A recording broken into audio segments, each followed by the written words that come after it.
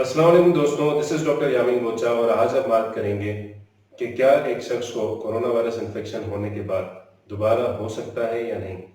लेकिन इससे पहले अगर आपने हमारे यूट्यूब चैनल को सब्सक्राइब नहीं किया तो जल्दी से इस चैनल को सब्सक्राइब करें, इस वीडियो को लाइक करें और ज़्यादा से ज़्यादा लोगों में शेयर करें।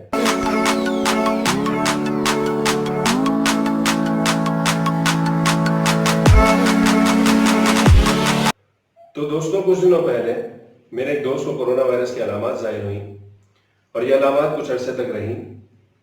तो उसने एक लेबॉर्ट्री से अपना पीसीआर का टेस्ट करवाया जो कि पॉजिटिव आया। उसने खुद को आइसोलेट कर लिया और ये अलामत कुछ टाइम बाद ख़त्म हो गई।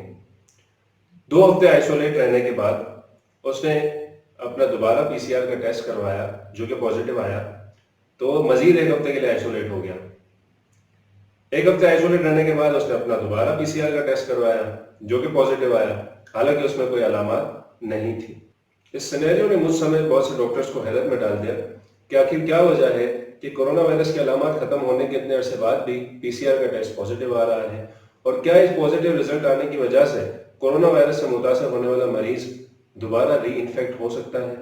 यकीनन ये ऐसा सवाल था जिसका जवाब जानना सिर्फ डॉक्टर्स के लिए ही नहीं बल्कि हर जी शऊर शख्स के लिए ज़रूरी है, ताकि हम इस जवाब को ज़हनशीन करते हुए मुस्तकबिल में एहतियाती तदाबीर ले सकें। तो इसका जवाब है नहीं। एक बार कोरोना वायरस से मुतासर होने वाले मरीज को ये इन्फेक्शन दोबारा नहीं हो सकता, और ये जवाब मैं नहीं दे रहा बल्कि साउथ कोरिया के साइंटिस्ट ने दिया है, जिसका लिंक भी मैं डिस्क्रिप्शन में दे रहा हूँ। तो दोस्तों, साउथ कोरिया के साइंटिस्ट ने जब देखा कि चाइना, जापान और इटली में कोरोना वायरस से मुतासर होने वाले मरीजों में से कुछ ऐसे मरीज भी हैं जिनके रिकवर होने के 10 हफ्ते बाद तक उनका पीसीआर टेस्ट पॉजिटिव आया, तो उन्होंने सोचा कि क्यों ना पीसीआर करने की बजाय वायरस को कल्चर किया जाए और कल्चर में इस वायरस की ग्रोथ को देखा जाए कि आया ये वायरस ग्रो करता है या ये डेड वायरस है। तो रिजल्ट इंतहाई हैरानकुन थे। जब कल्चर किए गए वायरस की ग्रोथ को देखा गया तो पता चला कि कोरोना वायरस से रिकवर होने वाले मरीजों के पीसीआर में जो वायरस पॉजिटिव आ रहे थे वो असल में डेड वायरस थे, जिस पर मजीद रिसर्च करने के बाद ये वाज़ेह हुआ कि पीसीआर असल में आरएनए को डिटेक्ट करता है।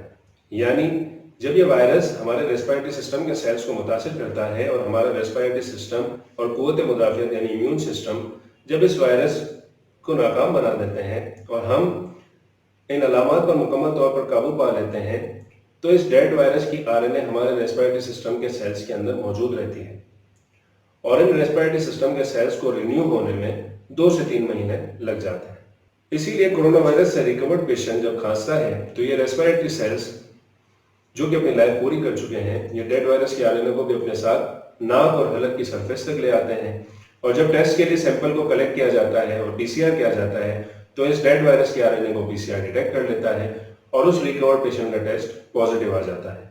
इससे एक और सवाल जो जहन में आता है वो ये है कि क्या कोरोना वायरस अपनी स्ट्रेन यानी शक्ल चेंज करके दोबारा इन्फेक्ट कर सकता है। तो इसका जवाब भी साउथ कोरियन साइंटिस्ट ने हमें दे दिया। उन्होंने बताया कि जो वायरस अपनी स्ट्रेन चेंज करके यानी म्यूटेट होकर दोबारा से इन्फेक्शन करवाते हैं, जैसे कि एचआईवी वायरस जो कि एड्स की बीमारी करवाता है, वो ये काम न्यूक्लियस में जाकर करते हैं, जबकि कोरोना वायरस न्यूक्लियस में नहीं जाता बल्कि न्यूक्लियस के बाहर रहकर ही सेल को इन्फेक्ट करता है। तो यूं कहिए कि कोरोना वायरस का अपनी स्ट्रेन यानी शक्ल चेंज करके दोबारा इन्फेक्ट करने के चांसेस बहुत ज़्यादा कम है, या यूं कहिए कि 0% है। तो ऐसे तमाम दोस्त जिनको कोई अलामत नहीं और उनका पीसीआर टेस्ट पॉजिटिव आया है, वो खुद को 10 दिन के लिए आइसोलेट करें और 10 दिन पूरे होने के बाद आइसोलेशन से बाहर आ जाएं।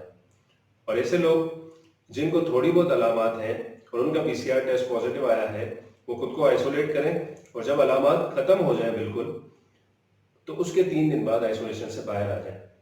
और अगर फिर भी आपने टेस्ट करवाना ही है तो एंटीबॉडी टाइटर का टेस्ट करवाएं, ताकि आप किसी को प्लाज्मा डोनेट कर सकें और किसी के काम आ सकें। तो मिलते हैं अगली वीडियो में एक नए टॉपिक के साथ। तब तक के लिए अपना ख्याल रखिएगा। अल्लाह हाफ़िज़।